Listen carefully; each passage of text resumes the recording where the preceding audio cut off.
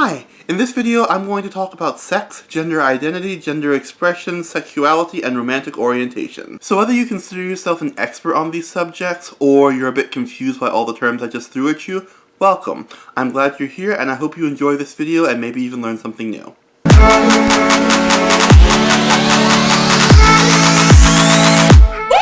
Hello everyone, welcome back. My name's Maddie, and here on this channel we make videos about LGBT issues and mental health. So if that sounds like your cup of tea, consider subscribing. Anyway, welcome to the first video of 2021. I'm sorry it's coming out so late. I have a weird track record of just not uploading in the month of January.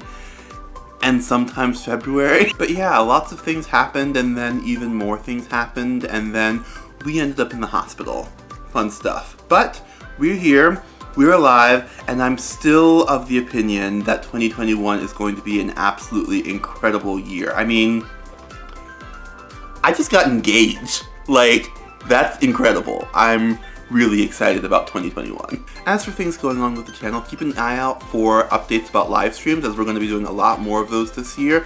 And also, if you're on Discord, then feel free to join our Discord server. Links in the description below. Anyway, last summer I uploaded a video about different gender identities, and I got an interesting comment from someone who said that they didn't quite understand all of the different sexualities I had mentioned in the video. I explained to them that I was actually talking about gender identities and not sexualities, but a few people who I talked to shortly thereafter talked about how they were confused about all of these different aspects of identity and how they relate to one another. So I figured I'd make two different videos. This one is going to be about gender identity and sexuality, along with biological sex, gender expression, and romantic orientation.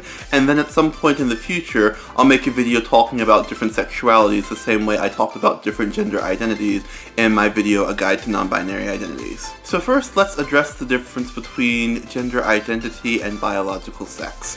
When I was an undergrad, I used to love the saying, sex is between your legs and gender is between your ears, because I thought it explained the fact that gender is psychological and sex is biological in a simple, easy to remember way. However, while it is true that sex is rooted in a person's biology, while gender identity has more to do with the way a person's brain is wired, it's a bit of an oversimplification to say that sex is solely based on what's between a person's legs. In fact, I learned from a somewhat controversial yet very insightful video that there are actually 5 different things that we use to determine a person's biological sex: genitalia, gonads, that is testes or ovaries, chromosomes, hormones, and secondary sex characteristics like breasts and facial hair. So while 2 elements of a person's sex, genitalia and gonads, can be found between a person's legs, the other 3 cannot, making the saying I mentioned a little bit ago rather inaccurate. Also, I think it's worth noting that this understanding of biological sex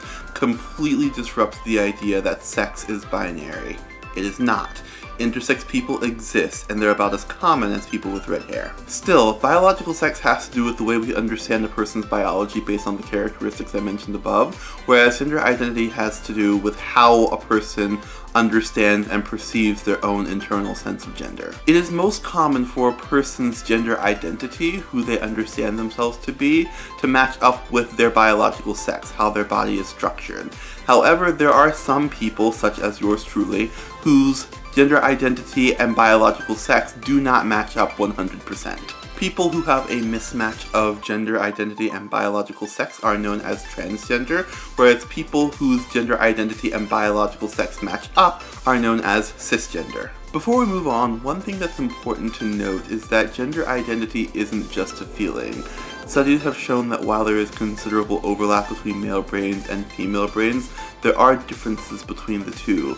And when taking brain scans of binary trans people, that is, trans people who identify 100% as male or female, their brain scans more closely resembled their gender identity, not their biological sex. As far as I know, this study hasn't been conducted on non-binary people, trans people who don't identify 100% as male or female, but I'm personally of the opinion that the results would be just as affirming of non-binary trans people as they were of binary trans people. So while gender is more psychological than biological, primarily due to the fact that so much of gender is learned, not innate, there does seem to be a biological component to how people identify as well. Hopefully I'm making sense so far, but if any of this is confusing to you, please feel free to ask questions questions in the comments below. So now that we've established what biological sex and gender identity are, let's move on to gender expression. Gender expression refers to the way we present ourselves to the world. Think hair, clothing, makeup, accessories, vocal patterns, mannerisms, anything we use to express different aspects of personality. For example, if you saw someone with a super short haircut rocking a three-piece suit, you might say that that person has a more masculine gender expression, at least according to Western gender norms. Likewise, someone with long flowing hair wearing a dress and makeup would be expressing their gender in a more feminine way, at least according to Western gender norms. All that being said, I think it's important to remember two things. First, gender expression has a lot to do with societal and cultural trends. For example, did you know that high heels were originally worn by men? They were specifically worn by butchers who would wear them so that their feet wouldn't get soaked by the blood on the ground. And while skirts are considered to be feminine in the dominant Western culture, men wear skirts in places like Scotland, Samoa, Sub-Saharan Africa, and Southeast Asia, just to name a few. Gender expression varies from culture to culture and changes over time. And second, a person's gender identity does not dictate their sex or gender identity, or their sexuality for that matter. Earlier I mentioned two hypothetical people. The first had a short haircut and was wearing a suit, and the second had long flowing hair and was wearing a dress and makeup. Traditionally, one might assume that the first hypothetical person was a man and the second was a woman, but there's absolutely no reason why this has to be the case. They could both be men. They could both be women. They could both be non-binary, which again means that they don't identify 100% as male or female. Gender expression and gender identity are two separate things which sometimes align with one another, but not always, hence masculine women and feminine men. I feel like this distinction between gender identity and gender expression is also important to properly understand trans people.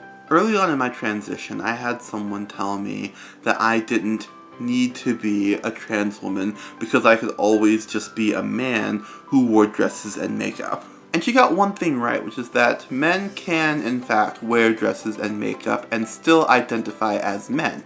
That much is true. But being trans isn't a matter of gender expression. It's a matter of gender identity.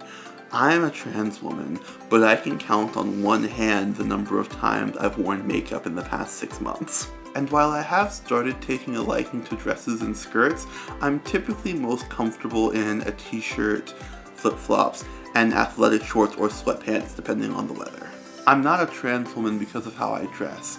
I'm a trans woman because I was assigned male at birth, then realized later on that my gender identity is female.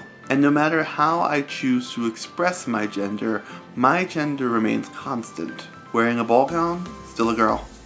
Wearing a three-piece suit, still a girl. I feel like I've probably over-explained this, but let's recap just in case. Biological sex refers to a person's biological parameters, their genitalia, gonads, chromosomes, hormones, and secondary sex characteristics. Gender identity, on the other hand, has to do with the way a person understands their sense of self based on the way their brain is wired. Both biological sex and gender identity have been scientifically validated, as has the fact that these two things don't always match up, hence trans people. Gender expression, on the other hand, is a cultural and temporal phenomenon rather than a biological or psychological phenomenon, and has to do with the way that we present ourselves to the world. We can present ourselves as masculine, feminine, androgynous, or some combination thereof, and this also does not have to match up with our biological sex or gender identity. Again, if you have questions, leave them in the comments below. If you're new to this, it can be difficult at first. I'm happy to answer questions. Lastly, we come to sexuality and romantic orientation, both of which have to do with who a person is attracted to. Sexuality, also known as sexual orientation, refers to who a person is sexually attracted to, whereas romantic orientation has to do with who a person is romantically attracted to. Much like sex and gender, sexuality and romantic orientation tend to overlap for many people, but not for everyone. For example, a person who's asexual, someone who doesn't experience sexual attraction, may still experience romantic attraction. And let's say this hypothetical person is a man who's only romantically attracted to men. That would make him a homoromantic asexual. However, if this same homoromantic person also happened to be homosexual, he likely wouldn't call himself a homoromantic homosexual. He would likely just call himself gay. I'll explore different identities and the different ways that romantic orientation and sexuality can overlap in a different video, but for now I think it suffices to say that romantic orientation and sexuality are two closely related elements of a person's identity that both refer to who they happen to be attracted to. One last thing, it's sexuality or sexual orientation, but not sexual preference. The term is outdated, and it also implies that who someone loves is a choice, not an inherent part of who they are. In addition to knowing what each of these aspects of identity are, I think the other important thing to remember is that each of these aspects of identity are independent. Your sex doesn't dictate your sexuality doesn't dictate your gender expression, and your gender expression doesn't dictate your gender identity. We're complex creatures with often complex identities, and I think that's as beautiful as it is exciting. That being said, it can be difficult to wrap your head around complex things, especially if it's something that's new to you. So if you're looking for a simple guide to all of the things I've talked about in this video, I'd recommend looking into the Gender Unicorn. I've talked about it on this channel before, but the Gender Unicorn is essentially a guide to help you visually map out your sex, gender identity, gender expression, sexuality, and romantic orientation. This is what mine looks like, and I'd encourage you to fill out one yourself. Links in the description below. Again, if you have any questions or thoughts, please don't hesitate to leave them down in the comments below. And if you enjoyed this video or learned something new, please feel free to leave a like and subscribe for more content just like this. Remember that you're wonderful, and that the world is a better place because you're in it.